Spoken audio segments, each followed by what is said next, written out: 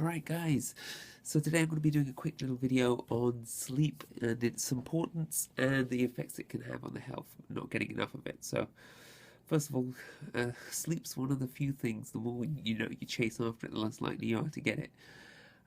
Since it's, deal with the brain and a lot of things when it comes to dealing with problems, when we're quite proactive towards them, we can tend to solve them quite easily, whereas sleep needs to be a little bit more preparation. Kind of work when it comes to getting a good night's sleep, but we'll go over that in a bit. So first of all, guys and girls, sleep is essential. It's one of the few things we need to live, and getting the odd night's worth of bad sleep isn't going to really ruin your health, but getting long periods of lack of sleep can actually have long-term issues. So for example, stuff like obesity has, studies have kind of linked it to people with lack of sleep. Obesity, stuff like high blood pressure, mental health is a massive one that's being, it's kind of hit into the popular media nowadays. The importance of mental health. Sleep is one of those factors that can play a massive role in it. Stuff like even your sex drive to your fertility levels is affected by sleep. Damn right. So the amount of sleep you're getting is how much hanky-panky you're getting as well. So, like, what we explained, sleep and its importance is, it's kind of like the same thing when we run a computer. When we run a diagnostic, so sometimes you have to run it in safe mode or BIOS mode because certain functions are accessed while, running user interface. So while you're running Windows, Linux, or Macintosh, the same kind of principle can be taken into account when it comes to our bodies as well. So when we're in REM sleep or deep cycle sleep, a lot of certain functions are shut down so that other functions can kick in and kind of run maintenance. So I'm going to quickly go over the 7 most important factors. Random number from 7, but this is the 7 factors that the NHS itself that says, sleep is directly related to. So let's quickly go over what getting a good night's sleep can do and the benefits it has. So first of all is boost immunity. So guys and girls, if you find you're getting sick a lot, studies have shown that subjects who get a lack of sleep are more prone to getting ill. Now personally, I find this affects me massively as well. So this last week I've had absolute terrible sleep, and I found I'm getting a cold, which is really annoying. But the body requires that sleep period, as well as the immune system requires it as well to do its job. So a lack of sleep can definitely affect your immunity, your immune strength, we'll call it. The next one is lack of sleep you can put on weight. So getting plenty of sleep will help you, keep trim. The reason being is studies have shown that lack of sleep affects 2 hormones. Now, you guys and girls who have trained with me will understand the hormone leptin and ghrelin. So these are the two hormones. Get my words out. Leptin is the hormone released to signal to the body that it's full. So the higher leptin is, the less hungry you feel. And then ghrelin is the other hormone that signals to your body that it's hungry. So studies have found that lack of sleep really messes with these, and people who don't get enough sleep are eating, on average, they say around 100 to 200 calories extra per day. So that might not sound like a lot, but you can imagine that over a long period of time, that's going to add up to body fat. So the next one is something I mentioned earlier, is a good amount of sleep can affect your mental well-being. Now, you guys and girls know the symptoms of lack of sleep: grumpiness, the short-tempered, just low energy, and prolonged periods of maintaining low levels of sleep. Really, these adverse effects can really be amplified. So stuff like the symptoms are very similar to that to clinical depression. So when we do get a proper night's worth of sleep, like I mentioned, a lot of the mental processing that's required actually happens during that period too. So for when the brain gets a rest, but also it's actually quite functioning as well, dealing with a lot of input that we've got through the day. So if we're not getting that, it can really affect your mental health. So that's something sleep is directly related to as well. So the next one is prevent diabetes. Now, the exact cause of how sleep and type 2 diabetes, the exact activator, whatever it is, isn't really, like, I couldn't really find out what specific pathway has been affected, but studies, and statistically speaking, have shown that people with type 2 diabetes tend to have a lack of sleep as well. Also, we can take into stuff into account from previously mentioned the hormones of leptin and ghrelin. If those are out of whack, and an individual is putting a lot of weight on, that's also going to lead to increased chance of diabetes too. So getting enough sleep can help stave off type 2 diabetes. The exact pathway is still under investigation. If you guys and girls actually know, pop it down in the comments. Something I'll actually check up on. So another fun one for you guys and girls is, a proper night's sleep will increase your sex drive. Hey. So, getting the hanky-panky on. And again, it's to do with your body's ability to maintain energy levels, but also with your hormone levels as well. The general fatigue too. If you're not getting enough sleep, you're going to feel like shit, and you're not going to really feel like up for action. So studies have shown that getting a proper amount of sleep will definitely help your hanky panky time. And on that same topic is the next one, which is fertility, and that's another thing. Studies are showing that they show that men and women who are sleep deprived, they're less likely to secrete reproductive hormones that obviously will lead to pregnancy. Well, no, in both cases. In the case of the male hormone testosterone and the female hormone estrogen, so these hormones are affected negatively. So one thing doctors always suggest if you are looking to get have a baby is to make sure you're getting ample sleep, rest, and obviously keeping in shape too.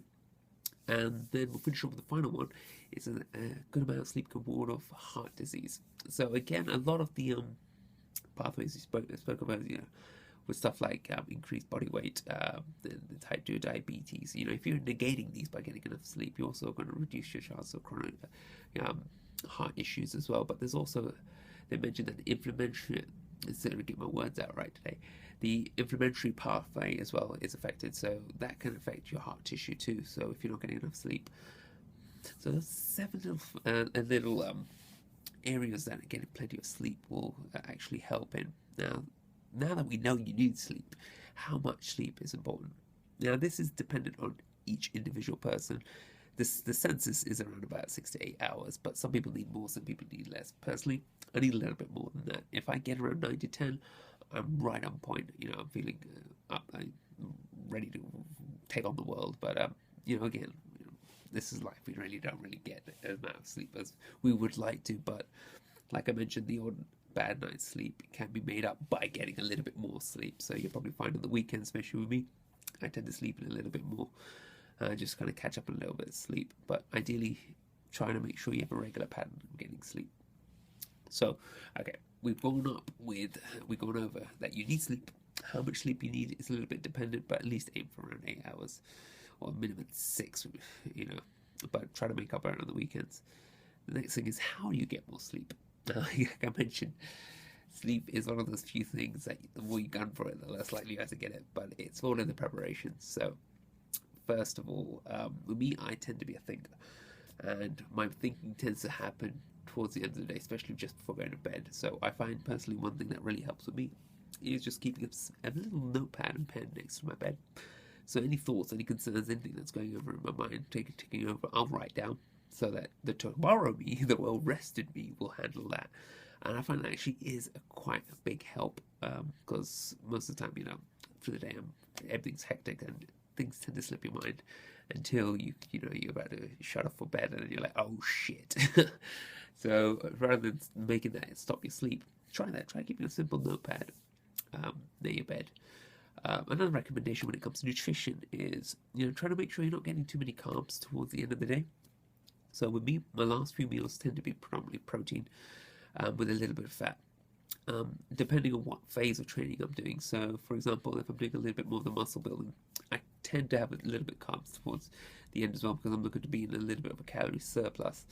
But if I'm leading up, or if I'm doing some of sports or athletic kind of style of training, then I tend to just make sure the last meals tend to be protein. But even a lot of people quite find intermittent fasting quite popular. So for them, they're not eating at least for 3 to 4 hours prior to bed at all, and they use the sleep time as a fast, which is fine, depending on what your nutrition plan follows. But a little recommendation is just try to make sure your carbs, you can kind of cut them out after 6 p.m. if you're going to bed around about 10. So a simple thing like that will just help your body encourage you to get into sleep mode. The next one is a little bit more challenging, is the sleep environment. Now, like a lot of you guys and girls, my room is also my office and my workspace and everything. But ideally, it shouldn't be like that. Ideally, your room should be for two things. One is sleep, and the other one is, you know what. But if you don't have that ability, you know, you just got to make sure the environment is set up for sleep. So, for example, you know, just about half an hour to an hour before going to bed, make sure everything gets a little bit darker, the room gets a little bit colder, and you know, stimulation stuff is out of the way. So for me, you know, guys and girls know I'm a bit of a gamer as well, so I tend to make sure at least an hour before going to bed I stop any online gaming or whatever I'm doing, because that requires mental capacity as well. So same thing goes for work as well. Try to make sure the last half an hour to at least hour is just kind of a wind down. So that could be just maybe watching something, but then even if you are watching something towards bed, the last 20 minutes, maybe not look at a screen, because the stimulation of the light here will stimulate your brain's wake-up call, and that will lead to having a very groggy night's worth of sleep. So for one is just to make sure your room is set up. So let's make sure it's dark, make sure it's quite cool, obviously not freezing so your nuts fall off, but the chillier the temperature in the room, the more likely you're to enter hibernation. The other thing is making sure you write down anything that's going on in your mind, because you want this thing to be a little bit quiet so you can switch off. So a notepad and pen is perfect for something like that. Nutrition wise, you want to make sure you don't have too many carbs at the end of the day, because you don't want that fueling you. You don't want to be hyper energized and then trying to go to bed. When it comes to dealing with low levels of sleep, try not to rely too much on caffeine and energy drinks. Yes, I get the appeal sometimes with me as well. I'll have to have a little bit more coffee than I would like to on the days I get too little sleep. But in a long-term process, you know, a long-term case, that's not going to do you too good. Using central nervous stimulants like caffeine, you know, run havoc on your body. Even with me, when I use caffeine as a pre-workout, I don't use it for extended periods of time because I need to give my central nervous system a rest, and I build up a tolerance to it. And the same thing goes for energy drinks. I'm not a fan of energy drinks at all. For all my training, I don't think I've ever used an energy drink. I just have very good nutrition. Intra-workout is different now. I'll tend to have something a little bit more protein-based, something a little more anti-catabolic rather than an energy drink. My energy comes from a pre-workout meal. Again, like you guys and girls know, I recommend it's a good complex carbohydrate. Or if you're going through the ketogenesis, you know, good quality fats. But I'm not a fan of energy drinks, and again, trying to use that to kind of in a long-term basis ain't gonna do you any good. But yeah, so those are 3 little tips to help you get a little bit more sleep. So that's something I will be applying this week. For example, I know last week my sleep was terrible and my body weight jumped up. A lot of me is thinking it's a little bit water retention because my abs are faded as well. But it's something you don't want to get overstressed about if you're not getting enough sleep. Just trying to relax and trying to prepare so that you will have a good night's sleep. It might not work the first night, but you'll see slowly your body will want that sleep more and more, and you will recover as long as you're getting that extra little bit of sleep. Again, that's what the weekends are for. But anyhow, guys, what do you guys and girls utilize to, you know, get sleep? You got any tricks or tips that you think you can share? Leave your interesting comments below, and as always, do give us a like and subscribe. We are getting more regular on the YouTube videos. Things have been a little bit hectic, so I haven't touched a YouTube channel in a while, but we will be putting a lot more stuff on the YouTube, and I'll catch you guys and girls online. So as always, keep strong and train hard. Peace.